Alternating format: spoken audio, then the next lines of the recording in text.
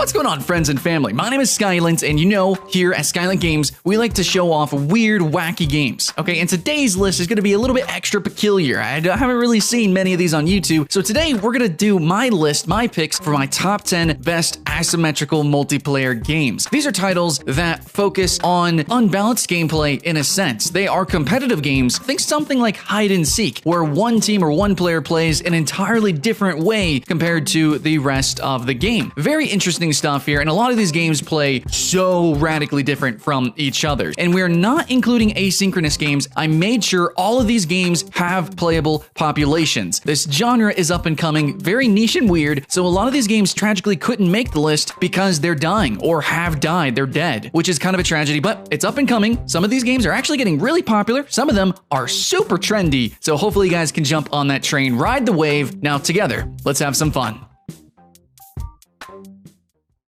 Alright guys, number 10. I love slapping this game every chance I get into a top 10. If it was my pixel art list, if it was my party game list, what have you, dudes, I'm talking about Crawl. This is a party game, competitive, couch co-op-y, dungeon diver thing. It's super strange. So it's asymmetrical multiplayer because it's 3 players who happen to be necromancers that are spirits that possess traps, monsters, and potentially the hero character. So yeah, one player starts as the hero, but then you kind of rotate through the body as you try to kill the hero so that you can possess the body, and then you travel through the dungeon, you acquire loot, you gain monsters that you can level up and evolve and whatever. You go all the way to the end of the boss, and then you even got to fight the boss, which the other players actually control the different limbs and things for. It gets crazy ridiculous, and then whoever actually escapes the dungeon by possessing the hero, the body, and then leaving is the winner. And it sounds super unbalanced and chaotic. It's chaos and it's fun, but it's actually more balanced than you would think.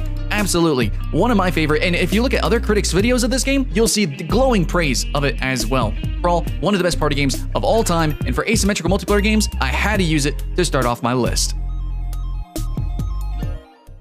Next up, Snipers vs. Thieves at number 9. Now this is a mobile game as well. It's a shooter. It's a first-person shooter, but don't let that scare you. I promise you, it actually works near flawlessly. There's also really cool gadgets and upgrades, and it's really more of a strategy game, and it uses placing style aim. Thieves do run in predictable patterns. Thieves do have certain paths that they can run through, and it's kind of like Tower of Power if you've ever played those mini games in like Halo or maybe Gmod or some custom game maker. But yeah, one sniper in a tower is shooting thieves as they run through the lanes, and the thieves can actually work together. You can play with your friends, and you have all these crazy gadgets, like you can actually throw rockets at them, or you can have inflatables, or you can have like little bushes that you can kind of hide or use as defense. A lot of weird, wacky stuff in this game, even for the sniper as well. You can have like, you know, airdrops and things too. So it's a really fun game that even as a first-person shooter on mobile devices, I would honestly put it as my top 10 FPSs of all time, including all consoles, PC genres. But as an asymmetrical multiplayer game, it's real-time PvP, sniper versus thieves. Absolutely, it's going to be making the list.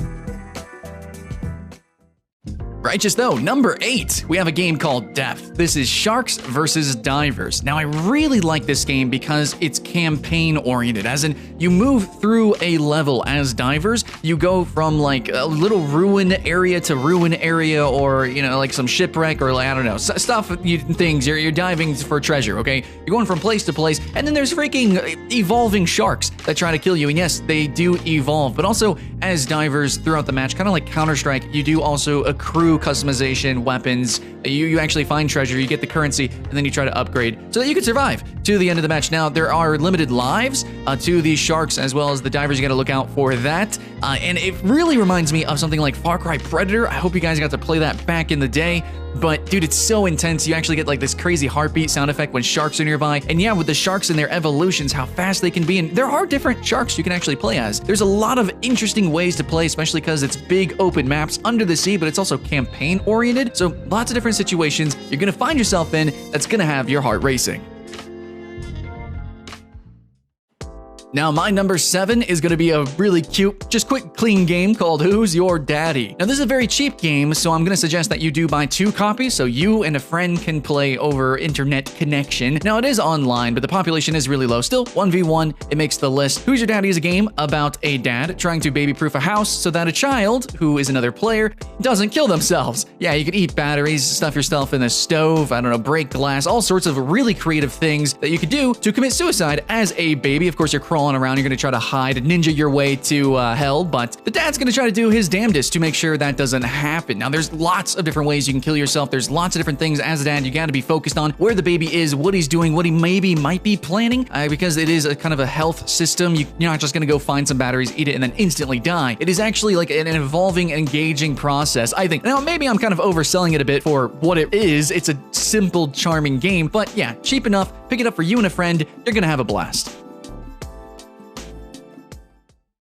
Alright guys, next up on our list, I have a free-to-play game that actually plays in shortish rounds, so pretty good if you want to just jump in with your Discord, your community, your friends and family. Links in the description, by the way, if you want to join us. But anyways, yeah, just jump in, pal around a little bit, except one of you is a trader. Yeah, Deceit is a game about running through a short little tiny mini campaign, kind of sawish actually, with the little puzzles you got to solve, and it's almost kind of like game showish in some ways. One of you guys is actually a trader. You're actually a freaking monster. I'm not really sure what the world setting is here, but one of you guys is a freaking monster. And then when the lights go out during certain phases of the game, yeah, well, you turn into a monster and you start wrecking people. The normal people can shoot you. But the game is really about trying to figure out who the monster is before it happens, so that you can kill them before the lights go out, and then you get your face aided off. So if you like that whole kind of like spy sort of espionage-esque type of gameplay, I think Deceit is the new game to look at. Well, moving through the list halfway now, we have an IO game. And there's lots of free-for-all IO games. There's lots of weird creative IO games. I got multiple lists on those. If you guys click the description, you're going to find some. But I'm going to put Deep.io specifically for asymmetrical multiplayer games. And I feel like I got to kind of explain myself here. Now, I debated putting it on the list, but because you do jump into the game that's always constantly being played, you do join with an imbalance. And you normally do in IO games, but Deep, more than any other IO game I've played, has this weird freaking ecosystem. It's like Agar times 20, because you have all these different creatures you evolve into, and these different creatures eat other different creatures and have other different resources and do other different things, and it's literally like, I know it looks like fishes and there's like a whole ecosystem on the screen. Literally, that's what you're seeing. Like gulls are gonna be eating crabs, or I think crabs can actually do a lot of weird stuff on land, and then gulls can dive, but they can't go too deep, so then the squids are, the kings of the deep sea, but then you have like all these other creatures that do other things. There's even like freaking like leeches where you can leech onto other players, and I don't know, a lot of weird stuff, and it's extremely asymmetrical, but it's kind of like tenfold. So it's like one team versus another team versus another team versus another team that you constantly evolve through and go through the food chain. It's just weird, and the fact that there is a food chain in Deep.io is why it makes the list. Yeah, but now we're into the big bad four. Now here is an early access game that I fell in love with instantaneously, and it's a